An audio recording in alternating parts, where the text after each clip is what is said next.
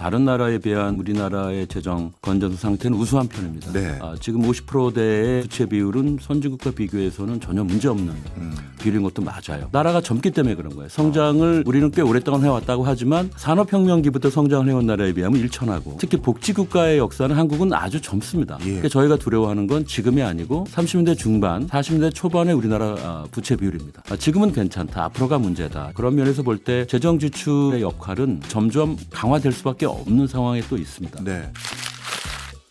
오늘의 플러스, 우리나라의 재정 적자, 미래를 위한 최선의 대비책이 뭘지 알아보겠습니다. 재정 전문가이시죠? 김우철 서울시립대 세무학과 교수님 모셨습니다. 어서 오세요. 네, 안녕하십니까. 예, 교수님, 내년도 예산안이 통과됐습니다. 내용 어떻게 보셨어요? 일단 이번에는 예산 심의가 순조롭지 못했죠. 네. 야당의 일방적인 감액안을 두고 논란이 벌어지던 중 초유의 사태가 벌어지면서 사실상 국회 기능이 일시 중지된 상태에서 협상 방향을 예측하기 어려웠는데 결국 파행에 이르렀고 네. 4조 1천억 감액된 수정 예산안이 이제 처음으로 통과가 됐습니다. 예. 당초 예산 자체가 지출 증가율이 낮았죠. 3.2%인데 이제 3.0%대로 주저앉은 셈이고 또 특히 재량 지출을 중심으로 삭감이 이루어졌기 때문에 재량 지출의 증가율은 이제 플러스가 아니라 마이너스가 되는 이제 이런 상황에 이르렀다 볼 수 네. 있고요. 당초 소극적인 예산이었는데 지출 확대 측면에선 더욱더 이제 위축된 예산이다. 야당은 통과시키면서 빠른 시일 내에 필요한 부분은 이제 수정 증액해주겠다 추경을 통해서 했기 때문에 어쩌면은 정치적 향방에 따라서는 뭐 1월 추경을 볼 수도 있고 늦어도 아마 그 설날을 전후로 예. 변화가 있지 않을까 예상해 봅니다. 네. 사실 이번 뭐 예산안이야 약간의 이제 뭐랄까요 불협화음이 있었습니다만 우리나라 재정 상황이 열악하다는 얘기일 것 같기도 한데 우리나라 재정 상황은 어떻습니까? 지금 재정 상황을 보려면 여러 가지 이제 관심 숫자가 있습니다만 네. 재정 총량 중에서 특히 재정 적자 부분을 중시합니다. 네. 재정이 지금 어떤 상태인가를 볼 땐 연속된 2년 세입 결손으로 올해 짠 내년의 예산은 77조 원의 적자였습니다. 예. 물론 이번에 4조 원을 줄였기 때문에 서류상으로는 73조 원으로 이제 기록이 될 겁니다. 그런데 이렇게 적자 예산이라고 우리가 하면은 어떤 정책 전문가들 사이에서는 네. 이게 긴축적이지 않다고 보는 겁니다. 들어온 것보다 더 많이 쓰는 거니까 이거는 그렇게 긴축적이라고 보지 않습니다. 예. 하지만 이제 거시경제에 대한 영향을 중시하는 분들은 지출 증가율을 보겠죠. 네. 지출 증가율은 지금 경상성장률 예측치보다 훨씬 낮은 아까 말씀드린 3.0%대니까 이건 좀 긴축적이지 않나 이제 이런 견해가 양립하는 상황인데 중요한 건 내년에 세입이 지금 정부가 국세 수입을 꽤 높게 잡아서 13% 이상 증가하는 걸로 지금 돼 있거든요. 네. 여기에 대해서 수정이 없었기 때문에 과연 지금 경제의 어떤 기세가 조금씩 꺾이는 마당이기 때문에 이 13%라는 예외적인 증가율 달성이 가능할까? 예. 만약 10% 미만으로 세입 증가가 이제 된다면 또 그렇게 보는 게 좀 더 상식적인데요. 그렇다면 지금 적자 13조 원 적자는 아마 80조 원 이상 거의 90조 원대로 확대될 가능성도 배제할 수 없다.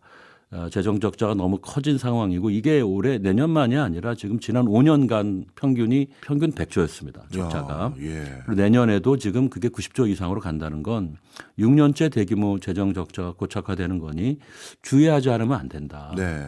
재정 수지라는 게 균형이나 흑자 또는 적자를 반복하면 저희가 일시적으로 대규모 적자를 실행해도 감당 가능하다고 보지만 이렇게 계속 보관 없이 계속해서 대규모 적자를 반복한다면 이건 뭔가 우리 재정 운용 기능에 네. 장애가 발생한 거 아니냐 이렇게 우려하는 분들도 있습니다. 네.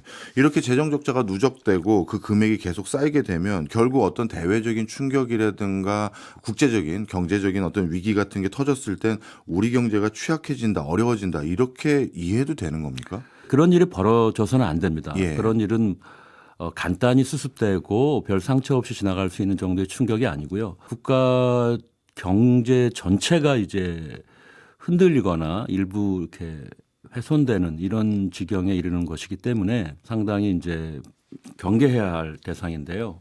남유럽 재정 위기가 이제 대표적인 예일 겁니다. 예. 이쪽이 이제 어떤 늘어나는 복지 제도를 세입 확충으로 감당을 하면서 재정을 운영을 해야 되는데 조금 세입보다 이런 복지 지출이 너무 빨리 증가하는 것들을 좀 방치하다가 금융 부분에 이제 여러 가지 문제가 한번 생겼습니다. 고금리에서 저금리로 오니까 경제가 뜨거워지다가 다시 네. 또 고금리 충격이 오니까 이제 힘들어지는 뭐 이런 상황에서 재정이 금융에서 발생하는 큰 충격을 이제 흡수해 주면 되거든요. 예. 어떤 뭐 부실을 해결해 준다든지 구조조정 기금을 재정에서 충당한다든지 공적 자금 투입 이제 그런 것들이겠죠. 그러나 네.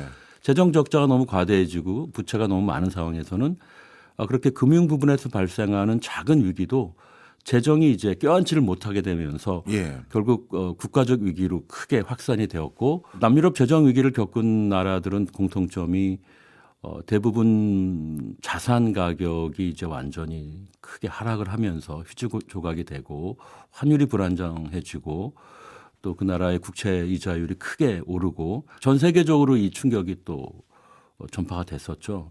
한국이 지금 정치적인 혼란으로 인해서 다행히 이건 경제적인 문제라기보다는 정치적인 문제이기 때문에 환율 지금 고환율 문제나 이런 것들이 어느 정도 일시적인 현상으로 보고는 있습니다. 하지만 이게 만약 다른 경제 펀더멘털에서 발생하는 요인이 되면은 상당히 이제 위협적인 그런 문제가 될 거고 그때 재정이 역할을 해야 되는데 재정이 충분한 여력을 갖고 있지 못하면 남유럽 재정 위기 때처럼 한국도 위험해질 수 있다. 그러니 항상 어느 정도 우리가 대외 신인도도 지켜가면서 한국이 이제 그런 경우 긴급한 자금은 결국 부채로 해결을 해야 되는데 네. 채권을 대규모로 찍을 때 이게 채권 시장에 수화가 돼줘야 되거든요. 네. 네. 다행히 지금 자본 이탈이 한국에서 있지는 않아요. 예. 채권 이자율이 크게 지금 변동하고 있지는 않거든요. 그래서 이런 것들이 이제 앞으로 중요하다 이렇게 보고 있습니다. 근데 일각에서는 또 이렇게 말씀하시는 분도 계세요. 예를 들어서 재정 건전성 당연히 달성하고 재정 흑자까지 달성하면 더 좋은데 요즘 너무 어렵지 않냐 이게 하나고 그다음 두 번째 한국과 비교 대상이 될 수 있는 OECD 국가들 중에서 과연 재정 흑자를 계속 유지하거나 아니면 재정 적자를 감내하지 않고 있는 국가들이 있느냐 이게 뭐 그게 꼭 절대적인 뭐 근거가 될 수 있는지도 저도 사실 의구심이 있습니다만 그러면서 지금 이렇게 어려운 고비는 넘어가야 되는 거 아니냐 하면서 재정에 대한 어떤 기여가 조금 더 지금 시국에는 있어야 되는 거 아니냐라는 지적에 대해서는 어떻게 생각하세요? 충분히 일리 있는 지적입니다. 먼저 말씀하셨던 다른 나라에 비한 우리나라의 재정 건전성 상태는 우수한 편입니다. 네. 한국은 신흥국에서 경제 성장 선진국 반열로 가고 있는 유일한 나라고 현재 네.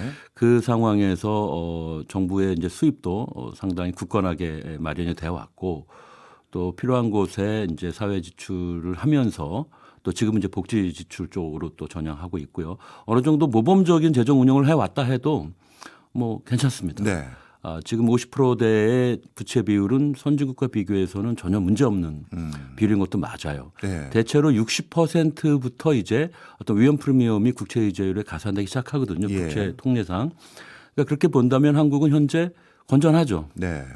나라가 젊기 때문에 그런 거예요. 성장을 우리는 꽤 오랫동안 해왔다고 하지만 산업혁명기부터 성장을 해온 나라에 비하면 일천하고 그렇죠.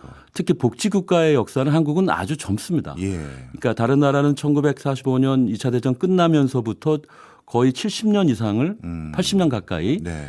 복지를 이제 확대해온 그리고 초고령화를 다 겪으면서 부채 증가를 다 경험했어요. 예. 근데 한국은 이제 청년 정도 노무현 대통령 때 보육 쪽 처음 우리 복지하면서 그때 이제 어떻게 보면은 그 정부가 복지 서비스를 국민에 제공한다 재정을 통해서 이렇게 조금씩 시작하면서 여러 선거를 거치고 복지가 확대되어 온 상황이라 네. 아직 이게 국가 부채에 전이가 안 된 거예요.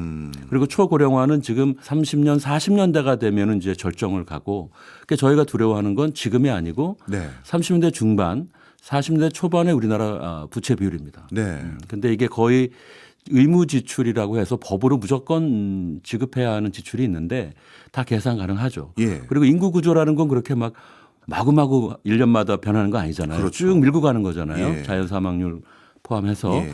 그렇기 때문에 계산을 해보면 지금 1940년대 중반에 아무리 우리가 뭐 어떤 노력을 한다 해도 100% 이상은 피할 수 없고 150%대 정도가 현재로서는 아마 평균적인 예상이 아닐까 뭐 이런 것들을 우려하는 거죠. 그래서 지금은 괜찮다. 앞으로가 문제다. 이런 것이고요. 그런 면에서 볼 때 재정 지출의 역할은 점점 강화될 수밖에 없는 상황에 또 있습니다. 네. 말씀하신 것처럼 다른 나라 다 적자 아닌가? 맞습니다. 그리고 적자 폭이 이 코로나 이후에 크게 확대된 이후로 잘 안 줄어들으려고 그래요. 예, 예. 보통은 이제 재정 준칙 등에 의해서 줄여야 되는데 네. 그리고 부채를 탕감해야 돼, 부채를 줄여가는 감축을 하는 노력을 해야 되는데 정부가 국가별로 차이가 있습니다.만 뭐 대표적으로 미국이죠. 끝없는 지출 확대를 지금 꾀하고 있거든요. 예. 그래서 미국의 이제 앞으로 재정 상황 우려된다 하는데 그게 국제적인 상황인 건 맞습니다만 한국은 미국과 다르고요. 미국은 달러를 찍는 발권 능력이 있는 국가고 또 미국의 채권은 뭐 거의 전 세계에서 가장 모든 사람들이 원하는 채권이란 말입니다.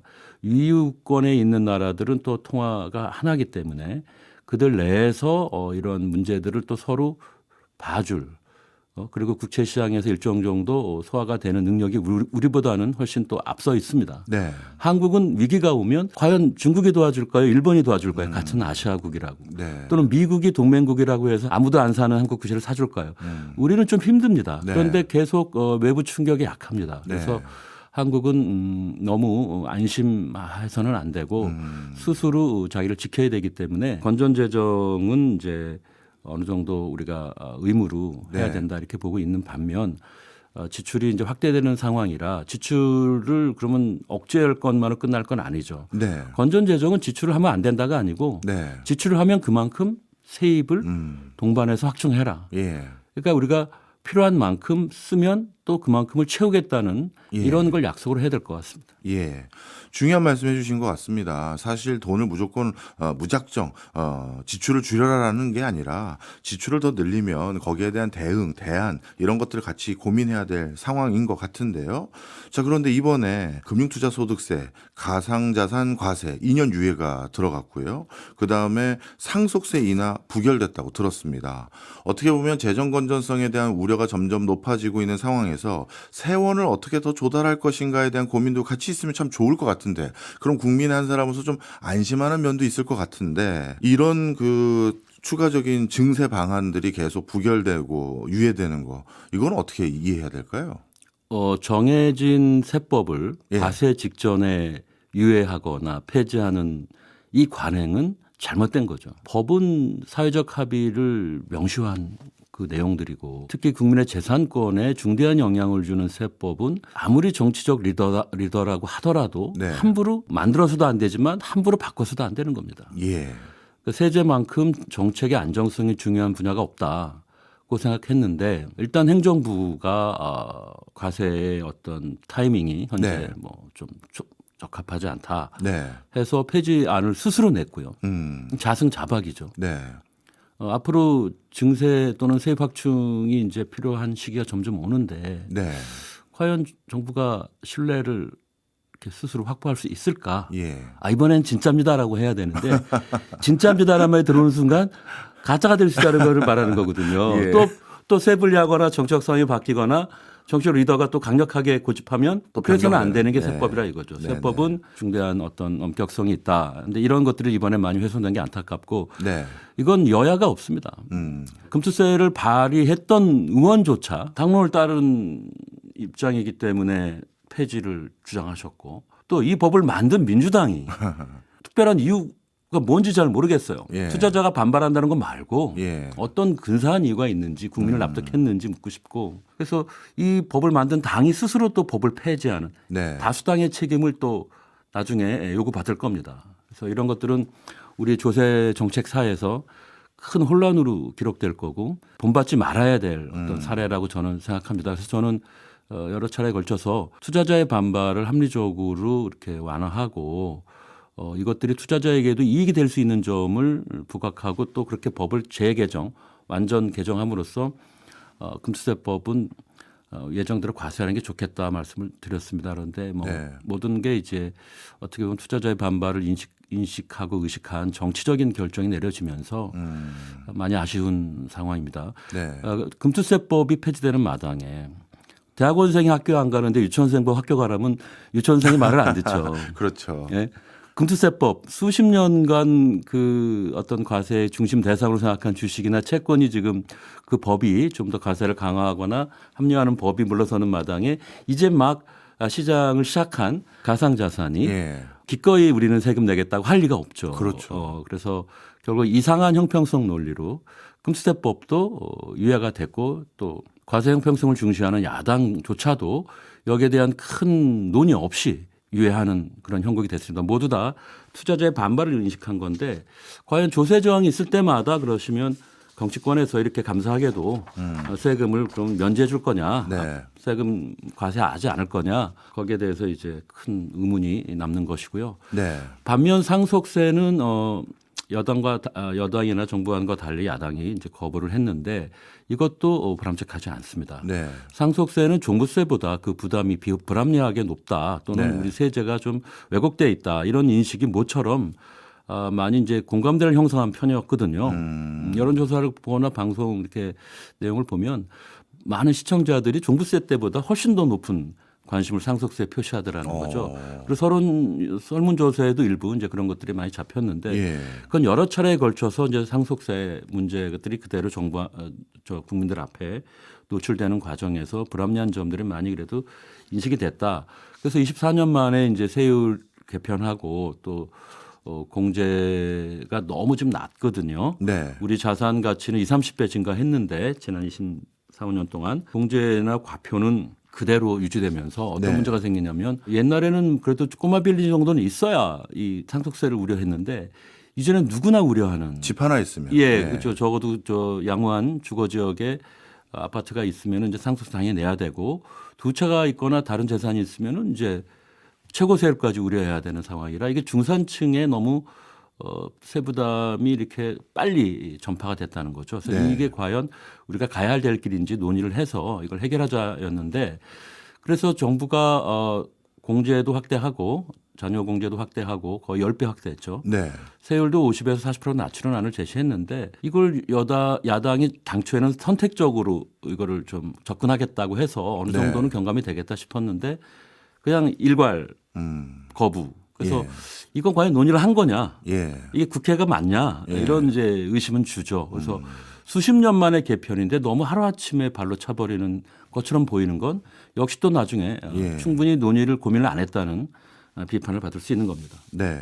조세 체계를 바꿀 때 당연히 조세 저항도 있고 또 나름대로 정치적 이해관계가 얽히는 것들이 있는데 야, 이거 상당히 준비도 오래 해왔고 논의도 오래 해왔던 법안들로 저도 알고 있었는데 이게 다 바뀐다고 하니까 그럼 그동안 논의는 왜 했는지 저도 의구심이 좀 있는데요. 또 일각에서는 또 이렇게 저한테 얘기하시더라고요. 먼저 이제 상속세 인하 부결 이거부터 다시 한번 여쭤보면 상속세는 어떻게 보면 세원에서 크게 기여하는 부분도 없는데 이거 뭐 그냥 현 상태로 둬도 많은 사람들이 뭐 얼마나 부담되겠습니까? 이렇게 얘기하시는 분도 계셨어요. 마지막에 이제 인하 부결되고 나서요. 그 의견에 대해서는 어떻게 생각하세요? 상속세에 대해서는 뭐 여러 의견이 제시될 수가 있습니다. 매우 민감한 이슈였고 이번에 그게 많이 공개가 됐는데 여러 가지 의견들이 지금 제시되는 건 앞으로의 논의를 위해서도 바람직하다고 봅니다. 크게 네. 두 가지 접근이 있을 수 있다고 저는 생각합니다. 하나는 우리 과거 방식이에요. 초부자세 네. 형태로 초부유세 형태로 우리나라는 현재 부유세가 없죠. 네. 종부세가 부유세화할 뻔했는데 이제 바뀌었고 상속세는 사실상이 부유세에 해당하는데 이제 죽음을 전제로 한다는 의미에서 말씀하신 것처럼 세원이 작습니다. 네. 돌아가시는 분한테만 이제 걷게 되는 거니까요. 그 중에서도 아주 부자만 거두니까 부유세 중에서는 아주 협소한 부유세가 되겠죠. 예. 근데 그런 아주 초자산가 계층에 대해서만 높은 세율로 걷자가 이제 과거 방식이에요. 부유세 방식을 조금 우리가 유지하자. 그러려면 과표를 쭉 올리면 됩니다. 네. 지금보다 한 10배 올려야겠죠. 네. 수백억, 수천억부터 낸다. 이렇게 보는 것이고요. 두 번째 방식은 포용 성장이나 앞으로 우리 그 경제에서 형평과 이제 효율 다 중요하고 세금도 일정한 역할을 해야 된다. 이런 것들이 이제 글로벌 금융 위기 이후에 많이 확산이 됐습니다. 그래서 유럽에서는 상속세를 유럽은 그렇게 강하지 않았어요. 예. 좀 더 키워야 되는 경우도 있다 이렇게 이제 주장이 됐습니다. 상속세도 자본소득의 일종으로 자산 관련 소득의 일종으로 이걸 좀 활용할 필요가 있다. 이 사회의 불평등을 좀 완화하기 위해. 근데 이분들이 택하는 방식은 조금 다를 수 있습니다. 저희가 우리나라 같은 경우에 지금 중산층에까지 왔잖아요. 예. 중산층도 자산이 있고 낼 여력이 있는 거니까 네. 자녀 세대에서 무상으로 취득한 거고 일종의 선물을 받은 거니 네. 세금을 좀 내면 어떻겠니? 네. 이건 이제 사회적 합의의 문제인 거예요. 예, 우리 예. 사회적 연대나 공감에서 어느 정도 도달 가능한지는 두고 봐야 되겠습니다만 다만 이럴 때는 세율을 무척 낮춰야 된다. 아주 좁은 세원에 높은 세율을 매기든지 네. 부유세 형태겠죠. 네. 아니면 지금처럼 넓어지고 있는 세원이 그렇다면 세율을 대폭 낮춰라. 그래야 조세 수용성이 올라가고 네. 왜냐하면 난 평생 집 한 채 안 먹고 아끼고 집 한 채 있고 그게 20, 30년 동안 가치가 상승해서 지금 이제 상속세 운운되는데 내가 자식에게 집 한 채 물려주는 게 소원이었는데 그게 그렇게 불평등하게 만드는 국가를 부의 특별한 세습이냐 이게 진짜 특권층의 세습과 같은 거냐라고 항변할 때 할 말이 없거든요. 그렇죠. 예. 그러나 우리가 이거 그래도 우리가 너무 자산 격차가 있으니 없는 분들을 생각해서 그래도 무상으로 취득할 때는 예. 상속 단계에서 일부를 세금으로 해서 사회 환원합시다. 그건 이제 합의에 이를 수 있는 문제이죠. 다만 그럴 때 이게 40% 50% 징벌적으로 매기는 건 아니죠. 그래서 세율을 그럼 무척 낮춰야 된다. 두 가지로 있는데 예. 우리가 어느 방향으로 가야 될지는 뭐 아시지만 우리는 보편적인 과세를 상당히 선호하죠. 싫어하시죠. 선호합니다. 싫어하시죠. 특히 정치인은 이제 보편 과세를 피하려고 하기 때문에 상속세 계층이 제한적이고 그렇게 되면 이제 아까 말씀드린 넓은 세원의 낮은 세율의 상속세 방식은 이게 우리 사회적 의제에 포함되어 있지 않는 것 같다가 제 개인적인 판단이었습니다. 그래서 저 이것도 궁금해서 여쭤보려고 하는데요. 원래 우리 원칙들이 있지 않습니까? 이익 있는데 세금이 있다. 이게 있고 그렇다면 이익의 형태에 따라서 세율이 달라지는지 그걸 여쭤보려고 한 건데요. 부동산을 통해서 이익을 취득한 것과 부동산 투자를 통해서요. 그다음에 주식 투자를 통해서 이익을 취득한 것과 가산자산을 통해서 이득을 취득한 거 거기에 대해서 똑같은 이득이 예를 들어서 내가 500만 원씩 생겼다라고 했을 때 과세 비율을 달리하는 게 맞는 건지도 궁금하고요. 그다음에 다른 나라는 어떻게 하는 건지도 궁금합니다. 뒤에 질문이 더 어려운데요. 네. 국가마다 다 다릅니다. 네. 하지만 우리처럼 격차가 커져 있지는 않습니다. 네. 우리나라의 경우에는 이제 부동산 주식 채권이 가상자산까지 들어와 있는데요. 자산별로 세부담이 차이가 꽤 큽니다. 네. 그래서 이런 것들은 이제 바람직스럽지 않다. 저희들이 보는데 그 이유는 과세의 주요 원칙 중에 하나가 수평적 형평성이라고 있습니다. 예. 동일한 놈들은 동일하게 세부담을 줘야 된다. 이런 건데 이게 깨지는 거죠. 네. 특히 이 자산 쪽 금융자산 관련해서 조세의 원칙은 뭐냐면 중립성이에요. 자산에 따라 중립적이어야 된다. 어느 한 자산을 이뻐하거나 미워하면 안 된다. 예. 근데 우리나라는 이제 부동산은 아주 애증의 대상이에요. 조세에서 보면 많은 사람들은 미워해서 높이 때리고 있고 그러나 또 한편 주택은 이제 필수제다고 해서 1주택자에 대해서 상당한 세금 우회를 경감을 해주죠. 예. 세금 경감을 줘요. 예. 그래서 많은 경우 대중들은 중산층 이하의 이제 서민이나 대중들은 집이 뭐 여러 채가 아니지 않습니까? 네. 그러니까 일단 집부터 해야 되는 거예요. 왜냐하면 여기에서는 양도 차익이 비과세되니까 네. 일정 금액 이하는 그러니까는 집부터 무조건 해야 되는 겁니다. 그래서 뭐 영끌한 말까지 와 있지만 과거에도 주변의 도움을 받아서 친지들의 도움을 받아서 일단 집부터 마련하는 걸로. 네. 그러니 다른 자산 시장이 클 여력이 없었죠. 그래서 주식이나 이런 것들은 이거 세금을 매겨서는 오지도 않겠다 해서 오랫동안 주식에 대해서 비과세가 됐죠. 개미들은. 네. 그런 상황이 있습니다. 그런 역사적 맥락이 또 있었군요.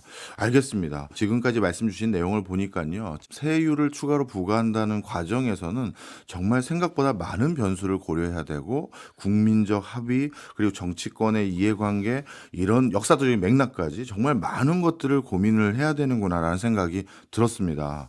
그런데 재정 적자가 줄지 않고 늘기만 하는 이유 그렇다면 세금을 뭐 더 걷고 이런 것들이 이렇게 녹록하지 않아 보이는데 그럼 이렇게 재정 적자를 좀 줄일 수 있는 다른 방안을 좀 고민해야 되는 거 아닌가요? 그렇습니다. 지금 모두의 문제이지만 아무도 이 문제에 대해서 고민하려 들지 않죠. 이 문제의 1차적 책임은 국정 책임자와 또 국정을 담당하고 있는 정부 부처들 또 국회에서 정치적 결정을 내려주는 이제 여야 정당 이분들이 주로 책임을 져줘야 되는데 여기에서 지금 원활한 정치적 협의가 잘 안 돼서 논란이 점점 커지는 것 같습니다. 기본적으로 지금 적자가 이 대규모 적자가 고착화된다 이렇게 지금 제가 우려했는데 그 이유는 한편으로는 이제 모든 국가들이 지난 100여 년, 150년 동안 역사를 연구해 보면 항상 GDP가 증가하는 것보다 재정 지출은 더 빠른 속도로 증가했다. 예. 이걸 이제 와그너라는 독일의 역사학자, 재정 역사학자분이 이제 이론으로 만들었고 이게 모든 국가들의 경험을 통해서 실증이 됐어요. 예. 우리나라도 예외가 아닙니다. 예. 이게 법칙이 맞아요. 예. 이게 왜 그런가? 예. 여러 가지 있는데 우리나라를 대표적으로 삼아서 사례를 삼아서 말씀을 드리면 GDP가 올라가면 이제 경제가 윤택해지고 수준이 올라갑니다. 네. 같은 의료 서비스나 같은 복지 서비스에 대해서도 조금 줘선 만족을 안 합니다. 더 요구 수준이 올라갑니다. 네. 그게 이제 필수적으로 나타난다. 우리도 지금 그 단계에 왔습니다. 예. 이제 그리고 또 다른 또 적자가 고착화되는 이유는 지출이 증가하면 이제 증세를 그만큼 해주면 되는데 네. 지출할 때는 적극적이지만 선거에서 증세는 절대 안 하겠다는 걸 공약으로 많이 하거나 맞아요. 아주 일부 소수 계층에만 제한되는 제한적 증세를 선호하거든요. 예. 그러니 이 현상은 어쩔 수 없을 것이다. 이렇게 보는 거. 적자가 네. 네. 이제 일상화되는 거다. 예. 지출이 커지면서 증세도 해주면 되는데 지금 증세를 정치적으로 이제 어떻게 보면은 좀 소극적으로 다루는 이런 것들이 있죠. 그래서 이런 두 가지 현상을 묶어서 복지는 계속 확대해 가려고 하고 증세는 이제 피하려고 하는 이 증상을 재정의 정치화 현상이라고 합니다. 네. 이게 전 세계적으로 지금 만연해 가는 상황이에요. 코로나 이후에 한번 판도라의 상자가 열렸거든요. 예. 재정이 이제 현금으로 가가호 전달되는 것을 경험하면서 정치인들이 이제 항상 강도를 높여야 자기가 더 정치적 지지를 호소하거나 얻을 수 있기 때문에 예. 이런 것들이 이제 어떻게 보면 지출의 보따리를 끌었고 반면 증세는 아까 말씀드린 소극적입니다. 다른 나라도 다 마찬가지입니다. 네. 미국도 이번에 지출 증가로 인해서 미국의 적자가 커지고 이것들이 미국 국채 시장에 부담이 될 거다 이런 네. 지금 관측이 많이 있지 않습니까? 네. 이게 재정의 정치화 현상은 비단 우리나라만의 문제는 아니나 우리나라도 아주 강력하게 현재 진행되고 있다. 이렇게 봐야 되고요. 정부가 구조조정을 통해서 지출을 덜어내려고 해도 한계가 있습니다. 예. 왜냐하면 정부, 행정부 공무원들이 할 수 있는 지출 구조조정은 전체 예산의 반 미만인 재량 지출인데 재량 지출에서도 뭐 봉급 빼고 뭐 국방비 빼고 이자 빼고 하면은 이자 비용은 이제 의무 지출이네요. 네. 하여튼 대부분 경직성 지출이 또 많아서 재량 지출의 대부분은 네. 정부가 줄일 수 있는 건 한계가 있고 네. 이번에 이제 0.8% 했단 말이죠. 증가율이 재량 네. 지출에. 그런데도 적자가 77조였잖아요. 네. 그러니까 이거는 공무원 방식의 구조조정으로는 아무것도 이제는 안 된다. 공무원 스스로 1, 20%씩 막 재량 지출을 줄이라는 건 말이 안 되지 않습니까? 예. 결국 그동안 여러 중첩적으로 증가해온 의무 지출들, 교육재정교부금법, 의무 네. 지출이죠. 재정 1인당 학생 1인당 너무 우리 OECD 평균도 훨씬 높은데도 못 줄이고 있지 않습니까? 네. 이건 법적으로 우리 거다 교육청이 일종의 이제 기득권화된 거죠. 다른 것들도 이제 마찬가지인데요. 많은 경우 이제 법적으로 지급을 약속한 것들이 선거를 통해서 계속 추가되거나 또 그 이후에 확장이 되면서 이게 좀 여러 갈래로 이제 복지 지출이 확대된 거를 한 번은 정비를 하고 우리가 10년, 15년 동안의 복지 재정 전체 규모의 어떤 적정 경로를 정치적으로 합의해서 네. 뭔가 질서 정연한 지출 확대 그리고 얼만큼의 세입이 그럼 필요하냐 필요한 세입 확충은 어떻게 마련할 거냐 이게 지금 해야 될 과제죠. 사실 말씀 듣고 보니까 인구 구조, 사회 구조가 바뀌면서 어떤 데는 또 과잉 재정이 투여될 법한 곳은 좀 슬림화하고 더 필요한 곳들은 늘리고 이 전반적인 구조 조정이 좀 필요한 시점인 것 같은데 물론 주어진 예산이 줄어드는 곳에서는 섭섭할 수 있습니다만 그런 게 필요한 시점인 것 같은데 그게 좀처럼 잘 전개되지 않는 이유가 재정의 정치화 때문인 것 같아요. 교수님 말씀 듣고 보니까요. 그런데 이게 우리나라 문제만 있는 것 같지는 않고 외국에서는 혹시 재정의 정치화를 막기 위한 여러 제도적인 방편들 우리보다 좀 더 앞서갔으니까 그런 거 방법 개발해 놓은 거 없나요? 네, 재정 총량에 대한 제약을 거는 겁니다. 네. 사회적으로 거의 헌법상의 위치로 반드시 이제 준수해야 된다는 일종의 서약 정책 관련자들의 서약인데요. 네. 재정 준칙을 많이 활용하는 편이죠. 재정 수지 비율을 GDP 대비 3%로 제한한다든지 네. 국가 부채 비율을 60% 이하로 제한한다든지 미국은 매번 국가 부채 한도를 정해 버립니다. 네. 그래서 다 차면 항상 시끄럽죠. 예. 그래서 미국은 한도를 아예 그냥 계속 줍니다. 미국 방식이죠. 또 미국은 페이고라고 해서 지출을 늘리려면 네. 좋다. 모 의원이 모 정치적 리더가 나는 이런 것들을 국민을 위해서 하겠다. 복지 지출을 내놓습니다. 그러면 돈은 네가 마련해 와라. 즉 네가 동료 의원들 설득해서 네. 증세 법안을 같이 제출해라 이거죠. 아니면 다른 복지 지출을 깎아와라. 예. 남의 걸 깎으면서 자기 걸 하려면 동료 의원들 사인 안 해주겠죠. 그렇죠. 그러니까 결국은 자기 걸 하려면 많은 동료 의원들을 설득해서 세입 확충 법안을 같이 제시를 해야 되는 겁니다. 페이고 방식이라고 하죠. 그 이외에 그렇게 해도 잘 안 잡히는 경우에는 이제 수지나 부채 한도 갖고 안 되면 이제 아예 정부 지출을 묶어버립니다. 네. 증가율을 제한시켜 버리는 거죠. 이게 지출 준칙이라고 하는데 네. 지금 많은 국가들은 수지 준칙, 채무 준칙 거기에 지출 준칙까지 얹혀서 많이 활용하고 있습니다. 그만큼 이런 재정 운용을 정치인에만 또는 이제 책임을 무한적으로 지지 않으려고 하는 네. 공무원에게만 맡겨서는 안 되더라. 공무원은 네. 대통령에게 우리나라 대통령제에서 공무원은 대통령의 명령에 복종해야 한다는 게 일종의 불문율이에요. 네. 네. 봤지만 이런 국무회에서 이렇게 반론이 심하지가 않죠. 그렇죠. 그런데 이런 평상시에도 당연히 용산에서 청와대에서 과거 재정 방향 명령에 가면 따르죠. 그렇죠. 따르죠. 그래서 공무원이 더 이상 재정의 어떤 수호자 역할을 못 한다. 네. 과거에는 국회나 권력 핵심이 공무원에게 이제 재정 운용을 많이 의존했어요. 위탁했다 이거죠. 이게 영국 방식이라고도 하는데요. 이제 재정을 이런 행정부처가 전문적인 어떤 지식을 갖고 있기 때문에 네. 그래도 좀 합리적으로 많이 해왔는데 이제 재정의 정치적인 요인이 많이 이제 가미되면서 사실상 이제는 정치적인 논리로 재정이 운영되는 경우가 많죠. 네. 근데 이런 것들을 막으려면 그 결과 이제 부채 지출이 계속해서 빠르게 증가하고 또 적자가 일상화되는 이런 것들을 이제 막기 위해서는 결국은 이제 방법은 유일하다. 우리가 의무화하는 수밖에 없다. 네. 그래서 그걸 어겼을 때는 정치적 책임을 묻는 방식으로 물론 감옥에 보내지 않죠. 형법이 아니니까. 네. 재정법을 어긴 거니까 감옥은 안 가지만 정치적으로 이제 타격이 오고 실각할 수도 있는 거죠. 국민 지지 여부에 따라서는. 네. 네. 그래서 준칙 법안 자체가 재정을 건전화한다고 보지는 않지만 우리 사회적 합의가 충분히 강하게 이루어진다면 크게 도움이 된다. 그건 다른 나라 사례를 봐도 준칙이 재정 운영의 건전성 강화에 많은 도움이 되고 있다. 네. 확인이 가능합니다. 재정 건전성을 확보하기 위해서 재정 관련한 준칙들을 만드는 이 법제화하려는 논의. 우리나라는 지금 어떤 수준으로 지금 논의가 이루어지고 있나요? 10여 년 됐습니다. 박근혜 정부 후기부터 네. 재정법 개정을 통해서 재정 준칙을 도입하려는 시도가 여러 차례 있었는데 본격적인 첫 번째 시도는 문재인 정부 때 네. 홍 부총리가 이제 복합산식 방식으로 갖고 온 거 기억나시는지 모르겠습니다. 재정 준칙을 처음 정부가 법제화하려는 노력을 추진했습니다. 네. 그러나 당시 집권당에 지금 민주당이죠. 네.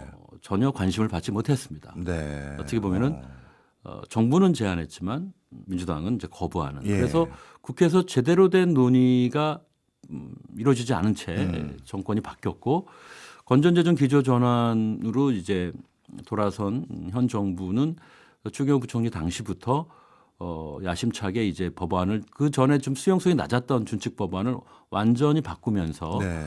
사회적인 이제 수용성을 많이 높였고 지지도 끌어냈고 이제 민주당과의 협의가 있었는데 지금 진행 중이었습니다. 예. 진행 중이었고 여당이 특별위원회까지 두면서 야당을 이제 설득할 준비를 예. 하고 있었고 사실 야당의 본심은 그렇게 적극 지지는 아니지만 예. 이게 아무래도 좀 의도가 불순하다. 왜 우리는 적극 재정을 외치는데 자꾸 안 하려고 하느냐. 예, 예. 뭐 이런 얘기 아닙니까? 예. 그래서 그렇지만 대놓고 반대는 또 하지는 못하는.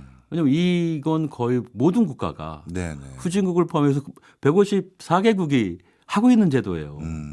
아시아권 일부 국가를 제외하고는 다 하고 있습니다. 네. 근데 한국은 G10이라고 자랑하지 않습니다. 예. 근데 특별한 재정의 경직적인 문제를 갖고 올 수 있다 하는데 지금의 재정 운용의 경직성은 어디서 오는 거냐면 아까 말씀드린 의무지출 비중이 지금 50%를 넘어선 상황이에요. 예. 아무리 줄이려고 해도 못 줄이고 써야 될 때 돈을 활용을 못 해요. 그렇게 되면 의무지출로 다 나가버리면 네. 여기에 만약에 이자율까지 계속 올라버려서 이자 비용이 이제 뭐 매우 커진다. 그러면 오히려 해야 정말로 써야 될 핵심 지출에 영향을 받는 거죠. 이런 네. 것들이 이제 재정의 경직성인데 준칙이 이렇게 해가지고 적자의 상한을 걸면 경기가 매우 나빠졌을 때 돈을 못 쓰지 않느냐라는 이제 비판이 있는데 그건 예외 조항이 있다 이거죠. 네. 여야가 합의하면 준칙을 중지시키지 않느냐. 책임을 묻지 않는다 그건. 네네. 그러니까 여러분들 여야가 잘 합의하면 얼마든지 가능하다 추경할 때 그런 것이기 때문에 우리 준칙은 사실은 충분히 출구를 열어놓고 있는 상태예요. 재정의 어떤 탄력적인 집행을 위한 대신 이제 나중에 그걸 좀 채워놔야 되는 거죠. 그렇기 때문에 이제 야당이 명분이 좀 부족하고 실질적으로도 정치적 딜을 통해서 재정 준칙은 이제 통과시켜줘야 된다라고 저는 보고 있지 않을까 기대하는 입장입니다. 그래서 지금 전국 혼란이 없었더라면 상당 부분 이번에 이견을 좁히는 기회가 될 수 있었을 걸로 보았습니다만 당분간 좀 시간이 필요할 것 같습니다. 네. 외국에서는 혹시 재정 준칙을 법제화한 뒤에도 이걸 준수하지 않았을 때 계속 준수하게 만들 강제적인 조치로 아까 뭐 샘플로 실각 이런 얘기도 해주셨는데 뭐 그런 실질적인 제도까지 법제화 같이 된 사례가 있나요? 준칙을 지키지 못했을 경우를 예. 어떤 시기든 사후 조치라고 할게요. 네. 준칙을 어겼을 경우에 문제에 대해서 법제화하는 경우는 없습니다. 다만 이 준칙만 만들어 놓아서는 아까 말씀드린 계속 유혹을 느끼고 네. 여야가 무질서하게 이제 지출 확대 합의할 수도 있지 않겠습니까? 예, 예. 그래서 이제 주로 정치적으로 중립적인 인사들로 구성된 재정위원회를 가동을 합니다. 준칙을 잘 지킬 수 있는 예산안을 짜고 있는지를 감시를 해야죠. 네. 대표적으로 반칙 사례가 이런 것들이죠. 지출은 늘려놨어요. 예. 근데 이게 준칙을 어기게 돼 있어요. 수입이 많이 안 늘어나면 적자가 커지니까 3% GDP 3% 넘으면은 인정이 안 되지 않겠습니까? 다시 해오라고 이제 하거든요. 그러니까 가짜로 수입을 확대시켜 버리는 거죠. 아주 낙관적으로 세입 전명을 해버리면 그만 아니겠습니까? 네, 네. 그러니까 이런 것들 감시해야 되는 거예요. 이런 이유로 인해서 적자가 생기면 그 책임을 묻는 데서 정치적 책임만 묻는 데서 나아가서 이제 그런 공무원들은 예를 들어서 우리가 업무에서 배제한다든지 네. 그런 대통령은 이제 어떻게 보면 사회적으로 비판한다든지 네.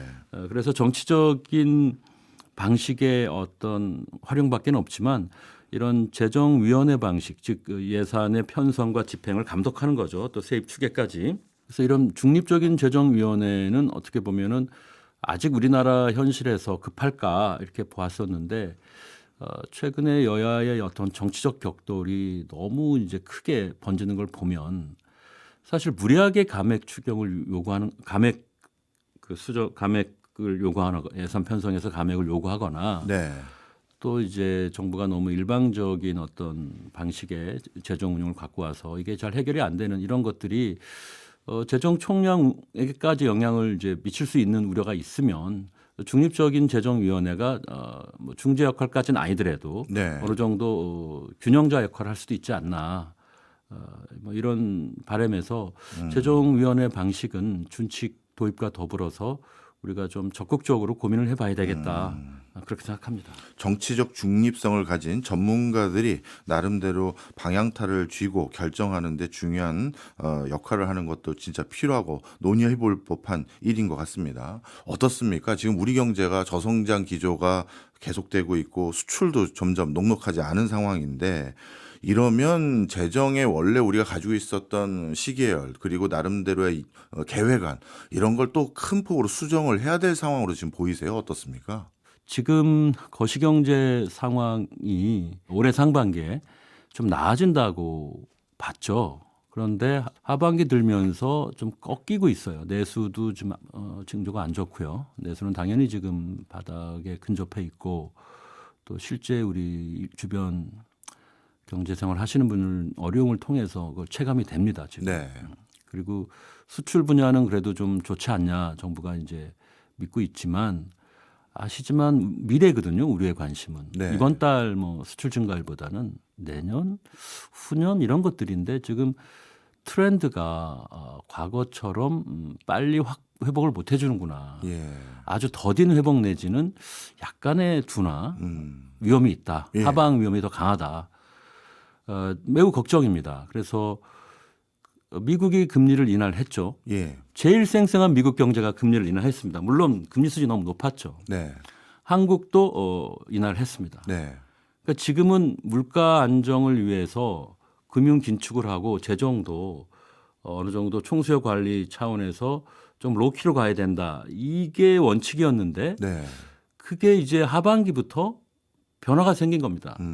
재정 정책 환경이 바뀌었어요. 예. 금리 인하, 완화 기조로 전환한 거. 피봇이 있으면서 재정 정책도 이제는 기조를 바꾸지 않으면 안 되는 요구에 직면한 상태가 지금 현실로 진단하고 있습니다. 예. 그러니까 내년부터는 한우는 금리를 인하해서 좀 경기를 회복하려고 하는데 정부는 뭐냐? 주무부처는 뭐 하고 있냐? 하면 저희는 건전재정입니다. 이렇게 말할 수가 없죠. 네. 건전재정이기 때문에 지금 세입이 약하니까 이미 적자가 커서 지출을 확대할 수 없습니다. 이렇게 말하는 건 곤란하다 이거죠. 건전재정은 맞는 기조예요. 그거는 정권에 관계없이 재정을 건전하게 관리하는 건 의무라고 그랬죠. 아까 준축에 담는 네. 내용들이고 문제는 그러면 우리가 지출을 조금 이렇게 로키로 갈 건지 아니면 좀 확대하는 쪽으로 바뀔 건지 확대한다면 네. 당연히 세입 확충 방안을 같이 마련하면 되는 겁니다. 네. 돈이 없으니까 먼저 쓰고 그죠? 지출 확대를 해서 쓰고 부족한 부분은 이제 부채로 일시 조달하지만 세입 확충 방안을 제시하면서 향후 2, 3년 내에 4, 5년 내에 이런 식으로 나누어 갚습니다. 네. 이게 보통의 가정 경제이잖아요. 그렇죠. 국가 경제도 비슷해요. 예. 그래서 건전 재정 기조를 이루는 방법은 물가 안정을 하면서 금융 정책과 공조해야 할 때는 총수요 관리 정책 차원에서 약간 지출을 조금 죄는 거지만 지출 증가율을 통제하는 거지만 이제 경기 회복이 더디어서 금리를 인하하고 완화적인 금융 기조로 갔으니까 재정도 이제 적극적인 역할을 조금 가시화해야 되는 거죠. 그래서 이번 수정 예산안에서는 다 담지 못했으니까 내년 조기 추경이 있을 걸로 예상이 되고 거기에 아마 경기 회복을 위한 예산이 추가되는 게 맞다고 봅니다. 네. 국민이 오랫동안 고금리의 고통을 감내하고 있는데 적자가 크니 우리는 아무것도 안 하겠다. 이거는 이제 재정의 역할이 아니죠. 네. 재정이 역할을 해주는 건 맞습니다. 다만 건전 재정 기조를 버리면 안 됩니다. 네. 어렵지만 힘들지만 일단 올해 내년까지는 일시 부채로 조달하지만 네. 우리가 쓴 건 이 정부가 쓴 건 이 정부가 갚고 나간다. 그래서 증세 법안을 세입 확충 법안을 같이 제시하고 선 재정 지출 후 세입 확충 방식으로 정책 기조를 관리하면 될 것 같습니다. 네, 알겠습니다.